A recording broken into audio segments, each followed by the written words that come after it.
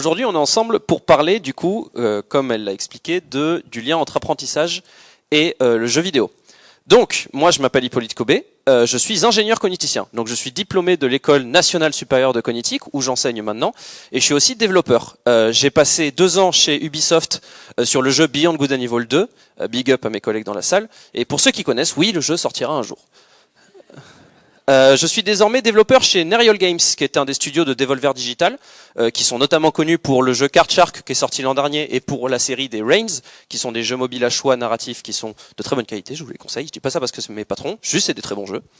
Et pour la suite de cette présentation, sachez que toutes mes sources seront référencées en bas à gauche, ou droite, pardon, si jamais ça vous intéresse. Si jamais vous voulez venir me voir à la fin, que je vous donne des ressources, des documents ou quoi que ce soit pour aller plus loin, ce sera avec plaisir. Donc aujourd'hui, on est là pour parler de l'apprentissage. Alors l'apprentissage, qu'est-ce que c'est? L'apprentissage, c'est un ensemble des processus des mémorisations mises en œuvre par l'animal ou l'homme pour élaborer ou modifier les schèmes comportementaux spécifiques sous l'influence de son environnement et de son expérience. Le fait d'apprendre, de manière générale, c'est acquérir par l'étude, par la pratique, par l'expérience, une connaissance, un savoir-faire, quelque chose d'utile. Alors nous, on va se poser 3 questions aujourd'hui. La première, c'est est-ce que le jeu, il permet l'apprentissage? Est-ce que par le jeu, il est possible d'apprendre? De manière très basique. Deuxièmement, quel est l'impact du jeu sur l'apprentissage? Est-ce qu'en utilisant le jeu, on apprend moins bien? Est-ce qu'on apprend mieux? Ou est-ce que juste ça change rien du tout? Troisièmement, le jeu est-il une solution pour l'éducation telle qu'on la connaît aujourd'hui? Alors on va commencer par la première question du coup. De manière générale, est-ce qu'on peut apprendre par le jeu? Est-ce qu'on peut apprendre grâce au jeu? Alors il y a quelque chose qui est hyper important dans le processus d'apprentissage de manière générale, c'est l'idée de l'essai-erreur. Alors, il y a un théoricien du jeu vidéo qui est très célèbre et qui en a parlé, qui s'appelle Torben Grodal. Et Torben Grodal, il va dire que si nous voulons apprendre à conduire ou à faire du vélo, nous travaillons nos capacités jusqu'à ce que nous ayons acquis les compétences nécessaires. L'expérience du jeu vidéo est très similaire à une telle expérience quotidienne d'apprentissage et de contrôle par répétition. Dans l'apprentissage, ce qui est hyper important, c'est l'idée de répéter, c'est l'essai-erreur, c'est de tenter des choses, c'est l'expérimentation. C'est quelque chose qui va être tout particulièrement possible dans le jeu vidéo. Ici, j'ai mis 2 exemples en particulier qui sont particulièrement parlants, qui sont le Dark Souls, qui est un jeu de From Software, qui est un jeu d'action réputé pour être tout particulièrement difficile, où il va y avoir énormément de combats contre des boss qui sont des ennemis très forts avec des patterns très spécifiques, des patterns de déplacement, de mouvement, d'animation, etc. Il va y avoir énormément d'essais-erreurs et d'expérimentation contre ces entités, contre ces ennemis, pour être capable de les battre et d'apprendre comment les surpasser d'une manière générale. L'autre exemple, ça va être un jeu développé par Ubisoft, Trackmania, le dernier en nom, dont le but, c'est un jeu de course, mais c'est pas un jeu de course contre d'autres personnes, c'est un jeu de course contre la montre. Le but, c'est de faire le meilleur temps possible. Et il va y avoir énormément d'amélioration des temps et des compétences qui va passer par l'essai-erreur, la tentative, l'expérimentation de nouvelles trajectoires, de voir différents mouvements sur différentes surfaces, etc., etc. Donc déjà, il y a cette chose dans le jeu vidéo qui est présente, qui permet l'apprentissage. L'effet-erreur, ce que Torben Grodal, il appelle ça l'esthétique de la répétition. Mais c'est pas tout. Comme l'a très bien dit Olivier Morin juste avant, on a aussi l'engagement, le fait de la motivation intrinsèque qui est très inhérente au jeu vidéo, qui permet de faire en sorte que dans le processus d'apprentissage, c'est hyper important là en l'engagement, c'est hyper important que les élèves y soient pris dans ce qu'ils font et qu'ils soient intéressés par le fait de le faire. Le jeu vidéo permet ça. Le jeu vidéo permet d'être engagé et d'être à fond dans une expérience. Une autre chose, ça va être la collaboration. Et de manière générale, ces 2 choses, elles sont particulièrement liées. La collaboration, ça amène à l'engagement, et l'engagement, ça amène aussi à la collaboration d'une certaine manière. Donc c'est des choses qui sont hyper importantes pour l'apprentissage, et qui sont aussi tout particulièrement présentes dans le jeu vidéo. Maintenant, j'aimerais vous parler d'un ouvrage en particulier que je trouve très intéressant et qui parle un petit peu de tout ça, ce sont les travaux de Raph Koster. Raph Koster, c'est quelqu'un qui est très connu pour ses travaux sur les MMORPG, et il a aussi écrit un bouquin qui est très célèbre, qui pour certains est considéré comme étant la bible du game design, qui s'appelle Theory of Fun. Alors dans Theory of Fun, Raph Koster, il part de plusieurs constats. Le premier, c'est que on est très fort, notre cerveau est très fort, j'aime pas cette formulation, mais nous avons une certaine propension en tant qu'humain à reconnaître des patterns. Nous sommes doués pour le faire et on associe des éléments entre eux selon des caractéristiques globales macroscopiques. Si jamais je vous demande en 1 minute sur une feuille de me dessiner le visage de quelqu'un, il y a de grandes chances que vous fassiez juste un grand cercle, 2 petits cercles pour les yeux et une bouche. On est tous d'accord que ça ressemble pas vraiment à ça un visage. C'est-à-dire que si jamais quelqu'un il avait juste 2 très gros ronds et un grand truc comme ça, ce serait pas vraiment un visage. Mais c'est ce qu'on comprend du visage et c'est comme ça qu'on l'apprend et c'est comme ça qu'on fait un certain lien entre les différents visages parce que c'est le pattern qu'on en tire. Le deuxième constat qu'il fait, c'est qu'en plus de ça, on apprécie le faire. C'est-à-dire que de un, on est doué pour reconnaître ces patterns et être capable de choper ces informations vis-à-vis de ce qu'on comprend de l'environnement et de comment est-ce qu'on l'apprend. Mais en plus de ça, on apprécie le faire. Et à l'inverse, on n'aime pas le désordre. C'est-à-dire que quand on a compris un pattern de quelque chose, quand on a compris comment fonctionne quelque chose et que cette chose ne va pas dans le sens qu'on a compris, c'est désagréable. L'exemple que je donne vis-à-vis de ça, que je trouve tout particulièrement parlant, c'est l'idée des carapaces dans Mario Kart. La carapace bleue, la carapace rouge et la carapace verte, elles ont une identité propre et elles ont un pattern de comportement qui est ultra défini. La carapace bleue, elle fonce vers le premier joueur. Carapace rouge, elle fonce vers le joueur le plus proche. La carapace verte, elle va juste tout droit. Donc, l'idée, c'est que ces trucs, ils ont un comportement qui est ultra spécifique. Imaginez, vous jouez à Mario Kart, vous balancez une carapace verte, puis tout d'un coup, la carapace verte s'envole, elle va taper le joueur devant. Alors, ok, ce sera agréable, parce que vous avez niqué le premier joueur et c'est quand même toujours agréable. Reste que ça ne suit pas ce que vous avez compris de ce truc. C'est du désordre, et ça, on n'apprécie pas le désordre. Et ça nous fait pas plaisir. Troisième constat, le jeu, comme je viens de le dire avec les carapaces, il offre des patterns faciles à comprendre et à retenir. Ils sont conçus pour être dynamiquement prévisibles et le plus facile possible à comprendre. Le jeu vidéo, c'est un environnement qui est contrôlé. Le travail du game designer, le travail de l'ergonomiste, de l'ergonomicien, je sais pas exactement comment on dit, dans le jeu vidéo, ça va être de faire en sorte que ces patterns ils soient faciles à comprendre, clairs, concis et constants. L'environnement du jeu vidéo, il est contrôlé. Il permet l'application de patterns précis, clairs et constants au long de l'expérience. Et en gros, lui, il va dire, en fait, d'une certaine manière, s'amuser, le fun, c'est apprécier, apprendre et maîtriser les dynamiques et mécaniques qui composent un jeu. Pour lui, c'est ça la théorie du fun. La théorie du fun, c'est l'idée que la base de l'appréciation du jeu, dans une certaine mesure, c'est pas toujours le cas, ça passe par l'apprentissage, ça passe par la maîtrise, ça passe par la compréhension de ces patterns. C'est pas, encore une fois, c'est pas le cas tout le temps, c'est-à-dire qu'il y a beaucoup d'expériences ludiques qui vont passer par l'appréciation narrative, qui vont passer par l'appréciation visuelle, etc. Mais un de ces biais, c'est l'appréciation de la maîtrise, c'est l'apprentissage en fait. Et lui, il va plus loin, il dit même que il y a beaucoup de choses en fait, il y a beaucoup de raisons qui nous poussent à abandonner un jeu, qui sont liées à l'apprentissage d'une certaine manière. Exemple, le jeu est trop simple, les règles sont apprises trop vite. Par exemple, le morpion. Morpion, c'est hyper simple. Vraiment, c'est vous faites une ligne, etc. Je connais rarement des gens qui jouent 6 heures de suite au morpion. Enfin, si c'est votre cas, pourquoi pas, kiffez. Mais bon, voilà, on se comprend. Deuxième exemple, le jeu est très riche, mais l'information traitée n'a pas d'intérêt. Donc il y a toujours cette idée d'apprentissage qui peut amener à l'appréciation, mais si jamais vous n'avez pas d'intérêt pour l'apprentissage en lui-même, je donne l'exemple du code, souvent. C'est-à-dire que le code, il y a énormément de choses à apprendre, il y a plein de patterns, mais c'est pas marrant à faire le code. Enfin, moi j'ai trouvé en tout cas. Le jeu est trop dur, il n'y a pas de pattern à assimiler. Ça peut être des jeux qui sont mal conçus, donc c'est-à-dire que les patterns ils sont soit pas clairs, soit les patterns ils sont trop différents, ou alors justement la carapace verte elle va avoir un comportement à un moment, puis un comportement à un autre qui seront pas les mêmes. Du coup il va pas y avoir le plaisir et donc on va abandonner le jeu d'une certaine manière. Ou alors le jeu n'offre pas de variation de pattern rapidement. Imaginez le morpion, exactement le jeu que vous connaissez, mais au bout de 5 heures de jeu il y a un twist qui fait que le jeu devient extraordinaire. On va peut-être pas se taper les 5 heures de jeu avant d'arriver au moment où le jeu va devenir intéressant. Il faut avoir une variation de pattern, ce qu'on appelle le pacing dans le jeu vidéo, qui soit bien conçu et qui soit travaillé. Ou alors, le jeu offre trop de patterns trop vite. L'exemple que je donne avec ça souvent, c'est Civilization, ou les jeux Europa, qui sont des jeux qui sont extrêmement bien faits, qui sont des très bons jeux, mais pour certains types de joueurs, c'est mon cas, il y a trop de patterns dès le début. Et si jamais il n'y a pas un tutoriel qui est là pour nous apprendre comment est-ce que on peut assimiler les compétences, toutes les mécaniques et toutes les dynamiques qui sont inhérentes au jeu, ça peut être compliqué. Et du coup, on abandonne le jeu. Et enfin, le jeu est maîtrisé complètement. C'est-à-dire qu'à partir du moment où le joueur n'a plus la possibilité d'apprendre, il n'a plus la possibilité de choper des informations et de comprendre des patterns, il va arrêter de jouer. Et donc, aussi, il faut se dire que de la même manière que certaines personnes apprennent différemment des autres, certains joueurs seront plus enclins à apprécier certains types de jeux plutôt que d'autres.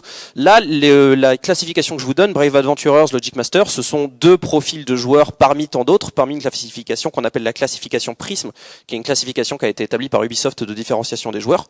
Et en gros, ce que ça dit, c'est que certaines personnes, elles vont plutôt apprécier apprendre d'une manière, ou plutôt que d'une autre, ou alors elles vont avoir des facilités à apprendre d'une telle manière plutôt qu'une autre, via tel support plutôt qu'un autre, ce qui fait que ça donne des profils différents d'apprenants, et d'une certaine manière, des profils différents de joueurs aussi. Si on base de cette idée que certains jeux basent leur appréciation sur la maîtrise et sur l'apprentissage. Donc ce que ça nous dit tout ça en fait, c'est que sur notre question de base, oui, le jeu permet l'apprentissage, parce que de 1, il donne des situations par l'essai-erreur, par l'engagement, par la collaboration et par plein d'autres choses qui font que c'est un environnement propice à l'apprentissage. Mais en plus de ça, ça va plus loin parce que selon Raph Koster, c'est l'autre sens, c'est l'apprentissage qui peut permettre le jeu d'une certaine manière. le fait d'apprendre, on a du plaisir à ça, et ça permet l'apprentissage. Maintenant, c'est bien beau tout ça. Donc on a appris que, ok, le jeu vidéo, il permet l'apprentissage. L'apprentissage peut permettre le jeu dans un certain cas. Bon, maintenant, comment on met ça en place? Comment est-ce qu'on peut faire en sorte qu'on puisse utiliser des jeux qui, du coup, apprennent des trucs de ouf? Eh ben, une idée qui a longtemps été utilisée, c'est l'idée du serious gaming. Alors, qu'est-ce que c'est le serious gaming? Serious game, c'est une œuvre ludique dont l'intérêt est autre que le divertissement seul. Ça peut passer par plusieurs choses. Ça peut passer par l'idée de passer un message, c'est-à-dire de convoyer une idée, une idéologie, une valeur. Là, je donne des exemples ici de This War of Mine, qui est un jeu où on va suivre des gens qui vont essayer de survivre dans un pays qui est ravagé par la guerre. Donc, on a vraiment cette idée. C'est un jeu qui est complètement anti-guerre, qui va aller transmettre des valeurs qui vont à l'encontre de tout ça. Ou alors, à l'inverse, un jeu qui est là pour entraîner une compétence. Donc là, l'exemple que je donne ici, c'est Rocksmith. C'est un jeu de guitare où, en gros, juste, vous branchez votre guitare, une vraie guitare, et via l'utilisation d'un logiciel, vous pouvez entraîner vos compétences à la guitare. Le concept de serious gaming, ça vient de l'idée de Serious Udore, qui était un mouvement qui, en gros, voulait l'idée de traiter un sujet sérieux avec une approche amusante. Et l'exemple que je donne ici, Kriegspiel, c'est un jeu de tactique militaire pour les armées prussiennes. C'est un très vieux jeu. Et encore plus que ça, on a découvert des idées de serious game qui dataient d'il y a plusieurs milliers d'années. Donc c'est un concept qui est pas du tout nouveau, le serious gaming. Il y en a de toutes sortes. Il y a par exemple America's Army, qui était un jeu développé par l'armée américaine, qui était à la base un jeu qui était censé être un jeu de propagande pour que les gens s'inscrivent dans l'armée américaine, qui est ensuite devenu un jeu d'instruction de tactique militaire utilisé par l'armée en elle-même. On a aussi par exemple Microsoft Flight Simulator, qui est un jeu qui permet dans une certaine mesure d'apprendre à piloter des avions et de se déplacer dans des avions de toutes sortes, de toute taille, etc., avec tout type d'équipage. Et on a aussi les jeux dans les musées, qui sont des expériences interactives qui permettent d'accompagner et d'avoir un certain engagement de l'apprenant qui va continuer tout au long du musée, etc. Ça marche tout particulièrement bien sur les enfants. Il y a plein de musées, dont par exemple la Cité des Sciences à Paris, qui va prendre énormément de choses vis-à-vis des jeux dans leur musée. Et ça marche tout particulièrement bien.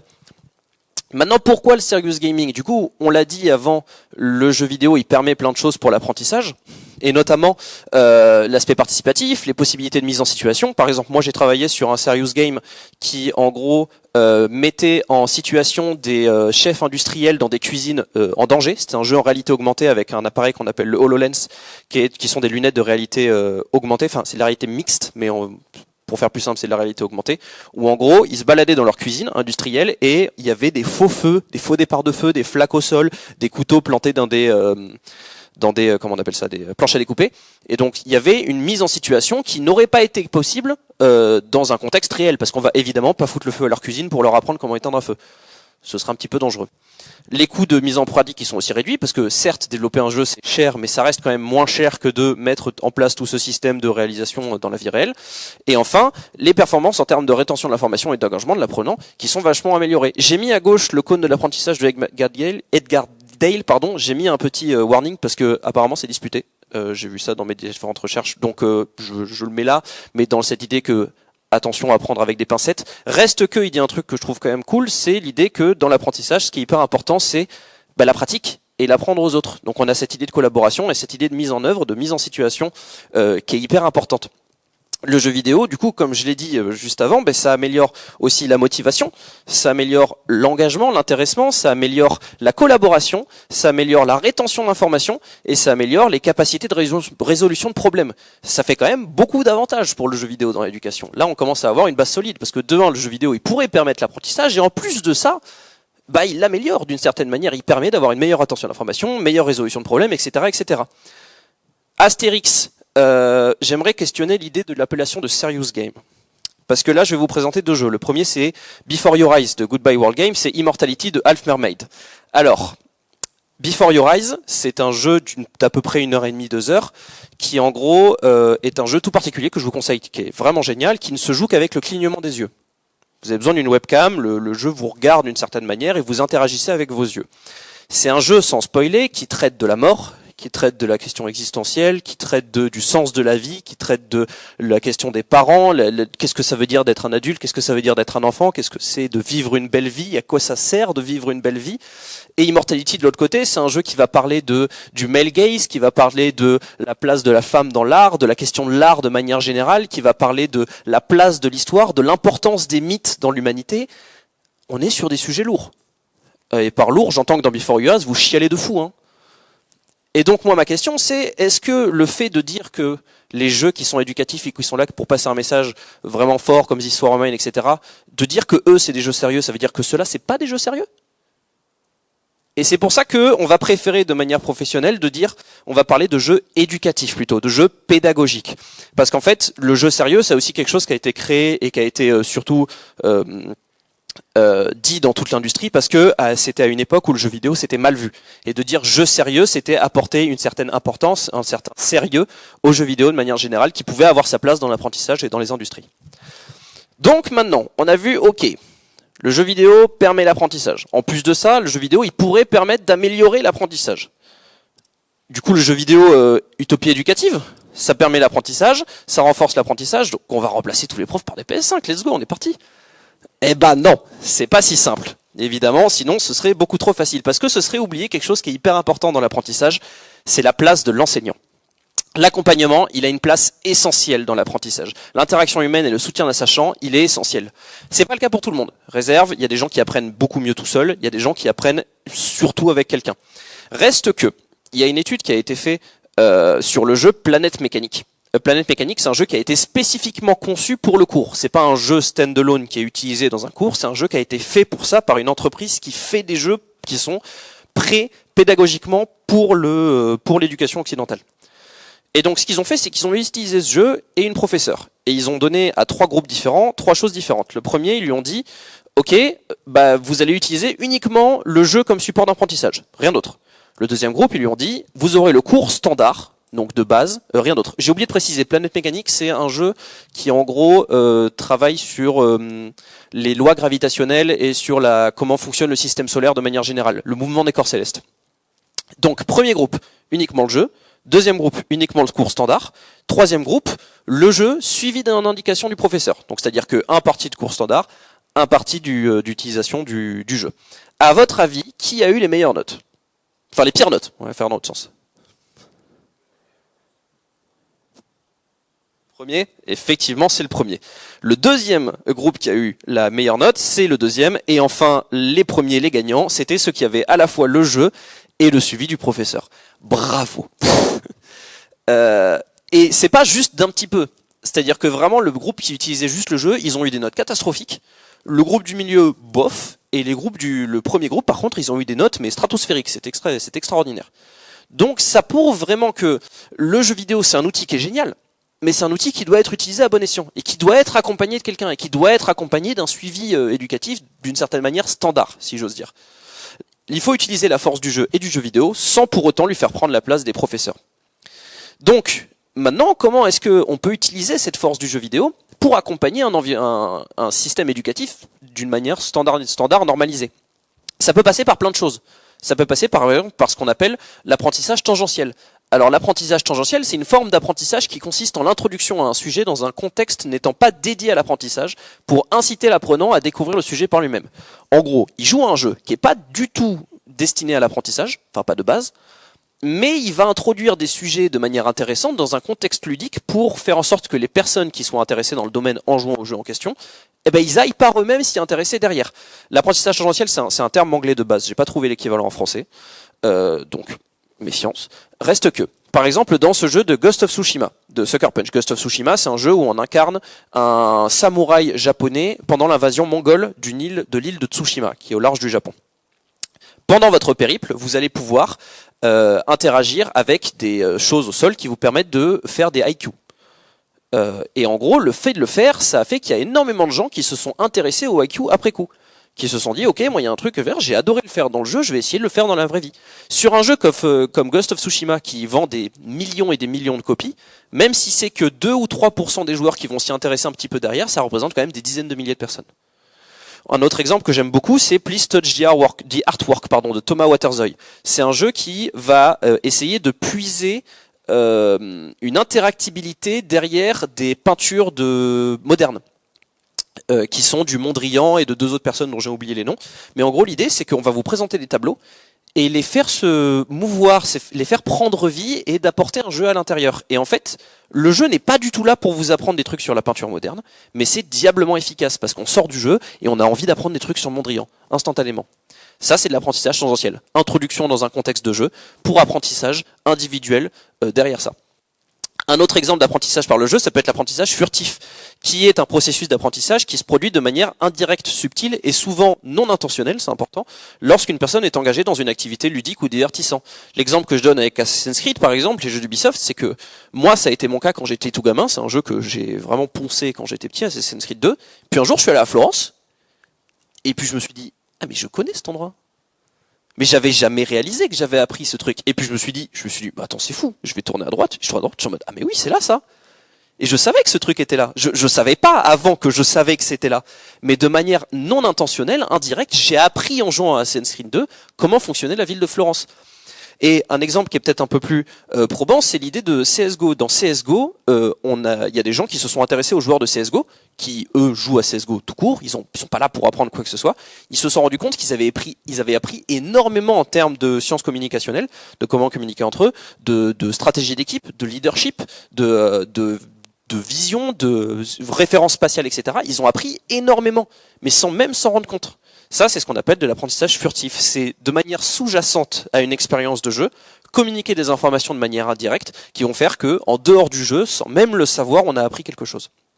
Je ne vais pas vous le cacher, c'est un des trucs les plus durs à faire. Quand on est game designer, être capable de faire consciemment de l'apprentissage furtif, c'est très fort. Il y en a qui arrivent, force à eux, mais reste que c'est très dur. Un autre exemple que j'aimerais donner sur l'apprentissage par le jeu vidéo, et que je trouve le plus intéressant, et qui est beaucoup étudié maintenant, c'est l'idée du jeu transformant. Le jeu transformant, il va se différencier du jeu éducatif dans l'idée que il n'est pas là pour vous faire un gain de connaissance. Le jeu transformant, ce sont des jeux qui ont pour objectif de faire passer leurs joueurs d'un état A à un état B, et surtout de faire en sorte qu'ils persistent dans cet état B dans le monde réel. Donc en gros, c'est un jeu qui va travailler sur l'idée du changement comportemental. Un exemple, ça peut être quelqu'un qui est arachnophobe par exemple, qui va jouer au jeu et qui va travailler sur cette phobie. Donc on n'a pas de gain de compétences, on n'a pas de gain de connaissances, mais on va aller travailler là-dessus pour avoir un changement de comportement sur des connaissances qui sont déjà établies. Ça, c'est un truc qui marche tout particulièrement bien. Ça a marché sur des jeux aux États-Unis qui ont été largement diffusés sur le changement comportemental d'enfants vis-à-vis de la malbouffe. Donc ils se sont mis à manger beaucoup mieux. Il y a eu des suivis qui ont été faits sur plusieurs mois / années pour voir comment ça avait évolué. Ils se sont rendus compte que ça marchait tout particulièrement bien. Une autre solution qu'on pourrait se dire aussi dans l'utilisation du jeu vidéo dans l'espace éducatif, c'est tout simplement de ludifier les espaces éducatifs, d'apporter un système de points, par exemple en disant si jamais les élèves ils vont faire ci, ça et ça, ils vont avoir tant de points tous ensemble. Si par exemple le meilleur personne de la classe en faisant tel ou tel exercice, il va avoir tant de points, il permet de faire gagner à tous les autres élèves 1000 points. Donc ça va faire en sorte que les gens vont se tirer vers le haut, ils vont faire en sorte que quelqu'un stand out éventuellement, ou alors à l'inverse, on pourrait imaginer quelque chose où si jamais tous les élèves font tant d'exercices, tous les élèves vont gagner un certain nombre de points, ou alors il va y avoir une sortie accrobranche ou des frites à la cantine, je ne sais pas. Mais en gros, l'idée d'apporter un système de risk and reward, d'apporter un système d'apprentissage par la narration, ou alors d'apprentissage par la maîtrise, etc. dans le jeu vidéo, dans l'éducation, dans les espaces éducatifs, sans pour autant apporter de jeux vidéo, c'est-à-dire uniquement des concepts de jeu, de gamification, ça peut avoir un impact fou sur l'apprentissage des élèves. Donc pour conclure, en fait, je l'ai déjà dit, il faut utiliser la force du jeu vidéo et du jeu vidéo sans pour autant lui faire prendre la place des professeurs. Le jeu vidéo est un outil exceptionnel pour qui l'utilise à bon escient. Et c'est ça le plus important. Le jeu vidéo, c'est fou, mais il faut le connaître, il faut le comprendre, il faut savoir où est-ce qu'il a des faiblesses, où est-ce qu'il a des qualités, pour derrière avoir des cours et un système éducatif qui déchire sa race. Merci à tous.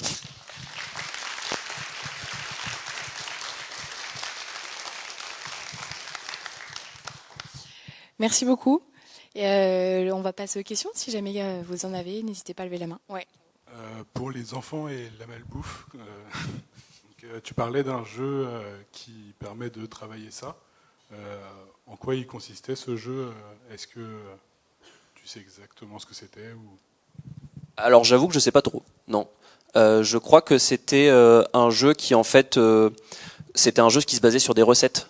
Donc dans l'idée de faire à manger en vrai. Plus que de changer les choses qu'on mange, c'est le fait d'apprendre à manger et de communiquer des recettes et des trucs comme ça. Et pas forcément de leur apprendre des trucs compliqués, etc., mais de leur faire prendre conscience avec ce qu'ils ont, qu'ils sont capables de faire plus que ce qu'ils savaient faire avant. C'est-à-dire juste avoir un espèce de... C'était pas tant d'apprendre des recettes encore une fois, mais vraiment cette idée de trigger une certaine créativité vis-à-vis de ce qu'ils avaient déjà. Pour derrière faire des recettes élaborées, puis essayer de trouver un certain plaisir en fait en dehors du jeu, cuisiner des trucs et tenter des choses. Ok, Je crois que c'était ça, mais je suis pas sûr, donc petit doute. merci.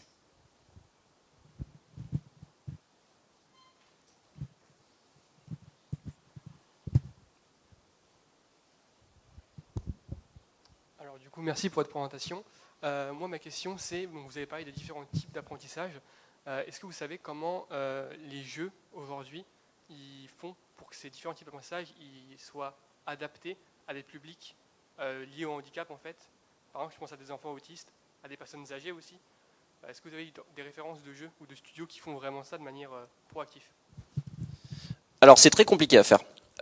C'est essentiel, je suis complètement d'accord avec toi. Il y a des studios qui se spécifient justement dans ce genre de jeu. Je pense à un jeu en particulier qui s'appelle Endeavor RX, qui est pas tant un jeu éducatif, mais qui était un jeu destiné à l'amélioration des capacités d'attention de personnes atteintes du TDAH aux États-Unis. C'est le premier jeu de l'histoire à avoir été capable d'être prescrit médicalement. Donc c'est-à-dire que tu peux avoir une ordonnance avec écrit jouer à ce jeu. Et là, pour le coup, ça a été fait exactement pour ça. Faire des expériences éducatives et pédagogiques pour des personnes qui ont des soucis de rétention d'informations ou qui sont atteints de troubles du spectre de l'autisme ou quoi que ce soit, il y en a. C'est très dur à faire. Et parce que c'est très dur, parce que c'est aussi très dur à tester. Parce que trouver des personnes, trouver une très large audience, parce que souvent c'est des très larges audiences dont on a besoin pour être capable de définir l'efficacité d'un produit comme ça peut être très dur. Mais reste qu'il y a des entreprises qui le font, oui. Malheureusement, elles ont souvent pas de thunes pour le faire, parce que ça c'est un autre problème. Mais oui, ça existe.